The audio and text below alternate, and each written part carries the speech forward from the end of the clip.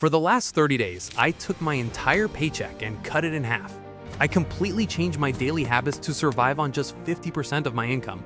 It was a massive financial reset.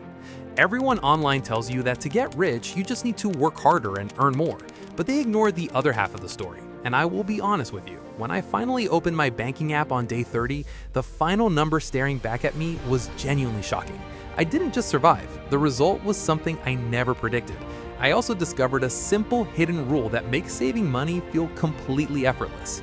Here is exactly how I did it, and the one brutal truth about money that I will never forget. Think about it this way. If you only save a tiny fraction of what you make, you will have to work for decades just to take a short break. You'll be working forever. But if you keep half of what you earn, every single year you work buys you a full year of total freedom. You are literally buying back your own time. So I pulled the plug. To make this work, I had to establish 3 simple rules. Rule 1, zero spending on convenience. No eating out, no coffee shops. Rule 2, eliminate all unnecessary subscriptions that do not actively make me money. Rule 3, basic grocery shopping only. I took the other 50% of my paycheck and immediately locked it away in a separate account.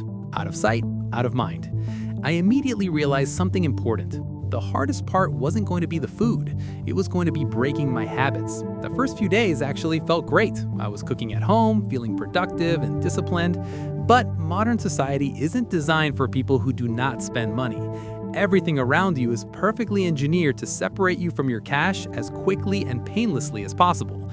And week 1 was about to hit me like a freight train. By day 5, the reality set in. You don't realize how much of your daily happiness is tied to mindless consumption until you're forced to stop. I came home exhausted from working, opened the food delivery app on my phone, stared at the menu, and then aggressively closed it to go cook the same meal again. My brain was screaming for a quick reward. I realized I was paying what I call the convenience tax. I used to pay huge markups on food just so someone would bring it to my door, simply because I was too tired from working to cook. Do you see the problem? We buy convenience to recover from the jobs we work to afford the convenience. Breaking that cycle felt physically uncomfortable. You were forced to actually deal with your stress instead of masking it with an expensive dinner. But the true test wasn't the food, it was a social isolation. Almost everything we do with friends involves spending money. Drinks, dinners, weekend events. When you say no because you're saving 50% of your income, people don't admire your discipline. They just think you're broke. And that is the biggest mistake we make in modern society. We confuse spending money with having money. If you decline an expensive night out, you feel like you're falling behind. I had to learn how to exist in the world without paying an entrance fee. I started inviting friends over for walks or home-cooked meals instead. Some people actually stopped texting me. That was a harsh reality check. Here's a major lesson. Your true circle will support your financial goals. The rest are just looking for a spending partner to validate their own bad habits. Entering week 2, my brain started panicking. We're conditioned to treat ourselves every time we feel a minor inconvenience. Rough day at work? Buy a new shirt. Bored on a Tuesday evening? Browse online stores. I experienced a legitimate withdrawal from spending. I realized I used to buy things online not because I needed them, but because I wanted the 5-second rush of opening a package. When you remove the option to buy your happiness, you are left with a void. For a few days, I was irritable and restless.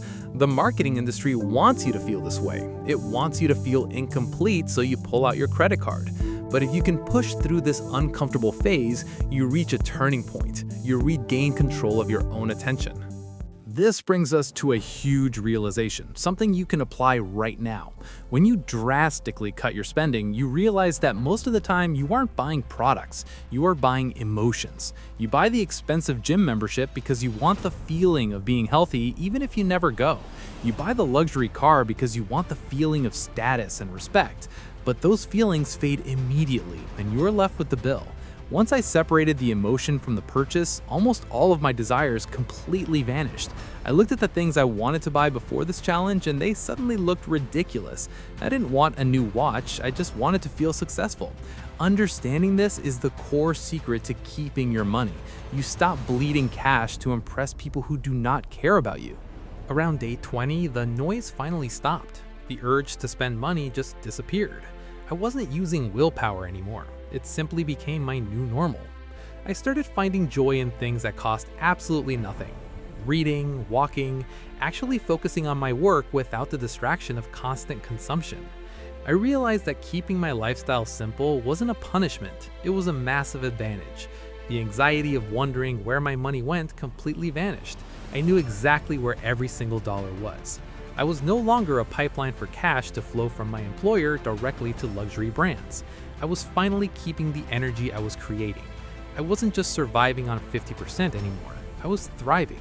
I stopped caring about projecting an image of wealth and started actually building it. But simply surviving on less wasn't the final goal. The goal was building a secure future. So what happened to the other 50% of my income? Like I said on day one, I didn't just hide it under a mattress. Money the tool, and if it's just sitting in a regular checking account, inflation is slowly destroying its value. Every time I got paid, half of it was automatically moved to an investment account. I put it into simple, safe investments where it slowly grows over time. I forced that money to go to work for me while I was sleeping. This is the main difference between being rich and being wealthy. Rich is how much money you make. Wealth is how much money your money makes for you. By lowering my living expenses, I gave my investments the maximum amount of fuel possible. Day 30 finally arrived. The experiment was officially over. I opened my banking app, and the result staring back at me was amazing. By eliminating the convenience tax, the emotional purchases, and the social spending pressure, I had retained a huge portion of my income in just 4 weeks. But the real victory wasn't just the amount saved, it was the psychological freedom. Seeing that money that was now actively working for me instead of enriching giant corporations, was the biggest reward of the entire month. I realized that true wealth is not what you can visibly see. It is the cars not purchased, the upgrades skipped, the clothes not bought. Wealth is having the ultimate freedom to say no to things you do not want to do. Now, I want to be completely clear. I am not going to live on exactly 50% of my income forever. This 30-day challenge was an extreme stress test to reset my habits, but it taught me the most valuable lesson of all: the absolute power of having a financial buffer. When you spend everything you make, you are constantly on the edge. You are terrified of losing your job. You tolerate bad bosses and endless stress because you desperately need the next paycheck just to survive the month. You are operating out of pure fear. But when you only need half of your income to live comfortably, everything changes. You build an unbreakable wall between yourself and financial panic. If an emergency happens, you don't even blink. If you want to take a break, you have the freedom to do it. You are no longer acting out of fear, you are acting from a position of absolute strength. This is what true wealth actually looks like. It is a calm mind. Going forward, I'm keeping one brutal rule for the rest of my life: the 24-hour delay. If I want to buy anything outside of basic survival, I force myself to wait exactly 24 hours. Almost every time, the urge to buy completely disappears. But cutting your expenses is only half the battle.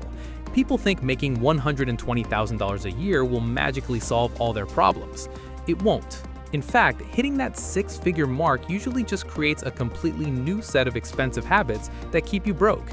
If you want to see exactly why making $120K is an illusion of wealth, click this video right here. Do it now.